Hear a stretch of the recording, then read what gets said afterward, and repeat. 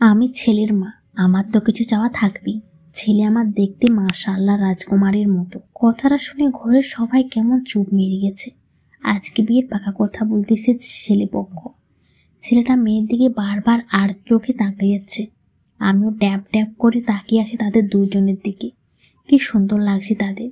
ছেলেপক্ষের অনেক পছন্দ হয়েছে মেয়েকে। টুকটুকে লাল শাড়ি পরিয়েছে, দেখতে একদম বোবো লাগছে। মনে হচ্ছে আজকেই বিয়ে। কথার এক পর্যায়ে এসে লেনদেন নিয়ে আলোচনা শুরু হলো। ছেলে যৌতুক হিসেবে অনেক কিছু চায়, এমনকি তার মায়েরও চায়। আমি এখনো জানি না এই বিয়েটা যৌতুকের জন্য আটকে যাবে নাকি হবে। চুপচাপ দাঁড়ালে দাঁড়িয়ে সবকিছু দেখছে। নির্ভরতা ভেঙে মেয়ের মা বললেন, দেখুন, আমার মেয়েকে এতদূর পড়িয়েছি, সরকারি চাকরি করে অনেক টাকা খরচ করছি তার পেছনে, অথচ সারা জীবন তার বেতন খাবে আপনার ছেলে এবং আপনারা। আমাকে মন চাইলে মাঝে মধ্যে হয়তো একটু আধটু দিবে। উচিত তো মেয়ের প্রতি আমার যৌতুক চাওয়া, সেখানে আপনারা চাইছেন। ধিক্কার জানাই আপনাদের এই যৌতুক প্রথার প্রতি। মেয়েকে আমি অজীবন কুমারী রাখবো, তবু যৌতুক দেব না।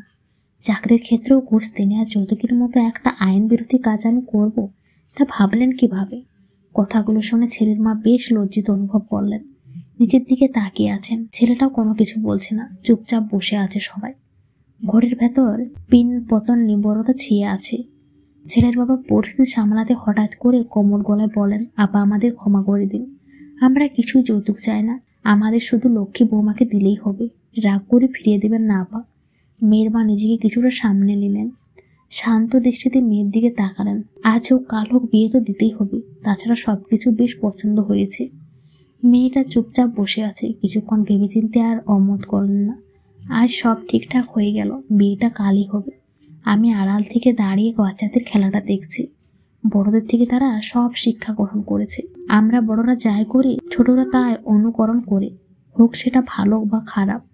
আমার চোখে আনন্দের জল। আর ওইদিকে তাদের পুতুল বিয়ের খেলাটা এগিয়ে চলছে।